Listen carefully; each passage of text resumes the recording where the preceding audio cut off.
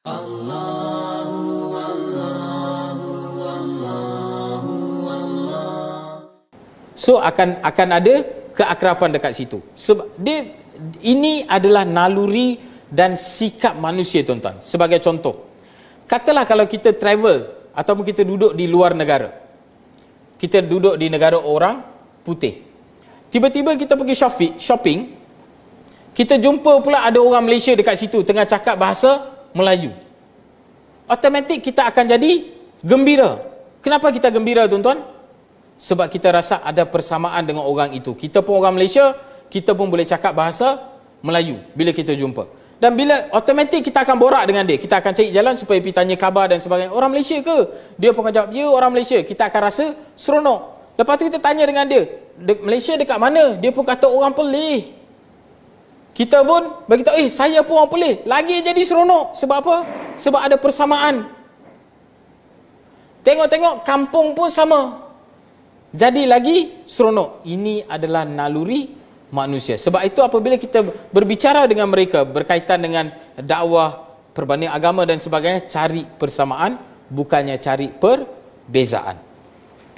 Kemudian seterusnya, apabila berjumpa dengan orang-orang bukan Islam, apa yang perlu kita buat? Kita perlu menyingkap salah faham mereka terhadap Islam.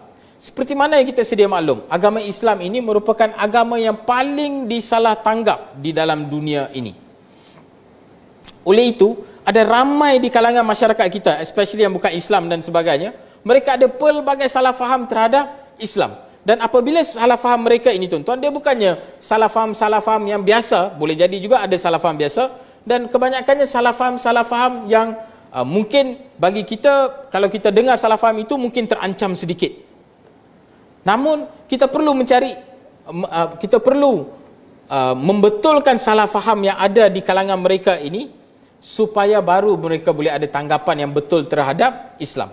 Kadang-kadang ada di kalangan mereka tahu Islam ini agama yang bagus, tetapi salah faham itu menyebabkan dia ada satu gap antara dia dengan Islam itu. Sebagai contoh, katalah kalau wanita, mungkin dia ada salah faham kenapa Rasulullah SAW kahwin dengan Aisyah ketika umur Aisyah 9 tahun. Jika dia tidak mendapat jawapan kepada perkara itu, selagi itulah salah faham, dan juga dia akan ada satu benda yang akan menjauhkan diri dia dengan Islam itu sendiri.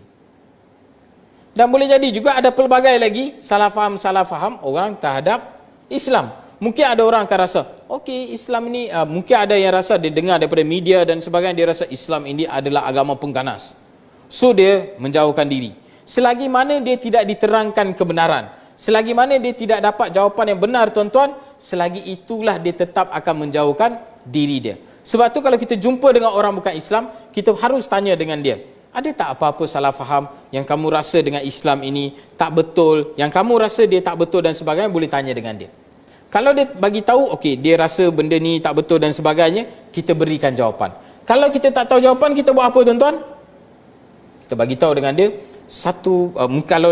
kalau dia tanya soalan, boleh bagi tahu ini soalan yang cukup baik, kita akan dapatkan jawapan.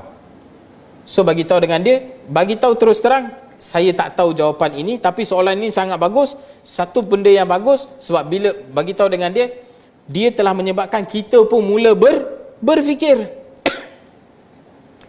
Dan bagi tahu dekat dia, insya-Allah akan dapatkan jawapan, dan kemudian beri balik jawapan itu kepada dia. Masalah dia dekat sini, tuan-tuan, kita kadang-kadang nak buat dakwah ni, kita takut sebab apa? Kita takut kalau orang tanya, kita tak tahu jawapan. Sebab kita rasa kalau kita cakap kita tak tahu, dia adalah satu perkara yang sangat memalukan. Tak ada benda yang perlu kita malukan dekat sini, tuan-tuan. Tak tahu, cakap tak tahu. Tetapi cari jawapan, dan kita pun dapat belajar. Orang tu pun dapat jawapan. Benda yang perlu kita malu dekat sini, tuan-tuan tahu tak apa dia? Bila kita tak tahu, kita buat macam kita tahu. Kemudian bagi jawapan pula dengan cara goreng. Kalau goreng kena tak apa, ini goreng hangus. So, apabila kita jujur dengan mereka, soalan yang cukup bagus, soalan ini buat saya pun terfikir. So, dapatkan jawapan dan kemudian berikan jawapan kepada mereka. Rehat sebentar.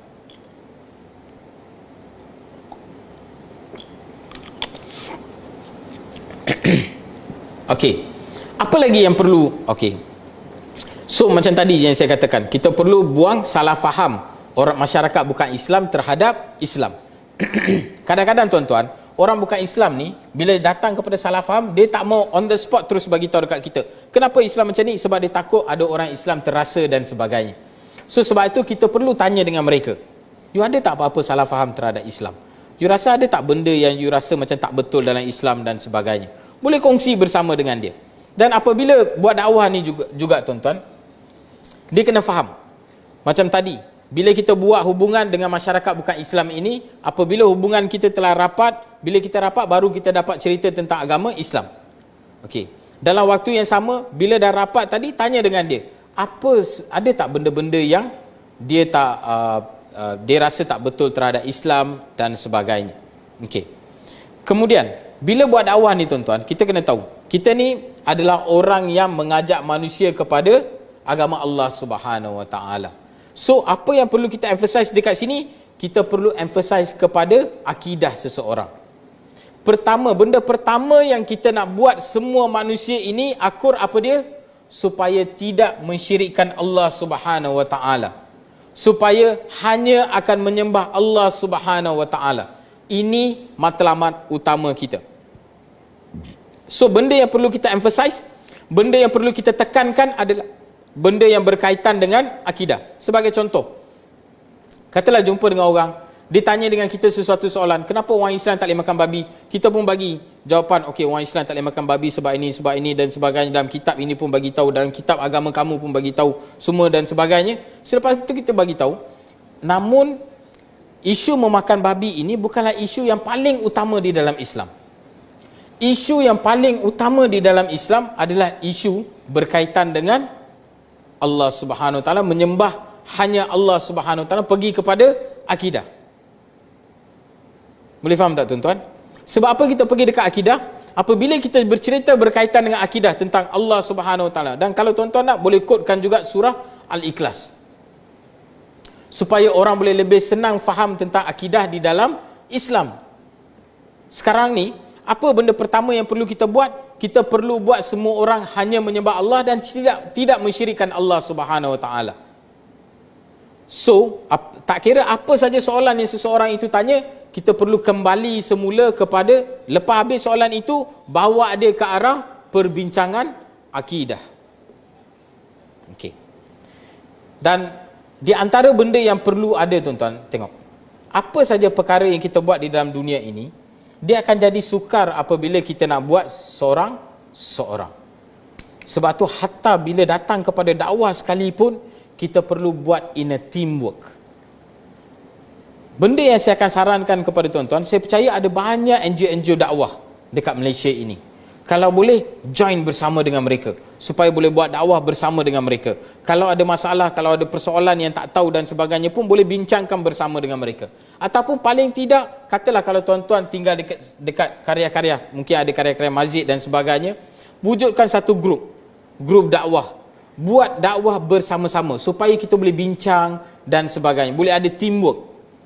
Kalau jumpa dengan ada orang yang mungkin ada potensi untuk mengetahui tentang Islam dan sebagainya, boleh buat secara kerja sama as a team untuk menyampaikan Islam kepada orang bukan Islam. Hatta kalau tuan-tuan mungkin AJK masjid dan sebagainya, yang pertama sekali boleh buat program-program untuk membina hubungan bersama dengan masyarakat bukan Islam. Sebab apabila kita buat program-program membina hubungan dengan masyarakat bukan Islam, contoh, kita buat program makan-makan dekat masjid, ajak masyarakat-masyarakat yang bukan Islam, yang sekitar di kawasan karya tersebut, ajak mereka hanya untuk datang makan-makan je tuan-tuan, bukan nak sembang pasal agama dan sebagainya. Paling kurang orang yang tak pernah masuk masjid, dia pernah masuk masjid, dia tengok orang masjid, dia akan ada rasa, wah sebenarnya orang Islam ni pun ramai yang bagus-bagus. Hatta paling kurang yang itu sedikit pun memberi sedikit tanggapan dan persepsi yang bagus terhadap Islam pun sudah kira cukup baik. Okey. Ada beberapa perkara lagi apabila kita nak buat dakwah ni yang mana kita perlu faham. Yang pertama sekali tuan-tuan, kita kena ingat, jangan supply kalau tak ada demand. Contoh, kalau orang tu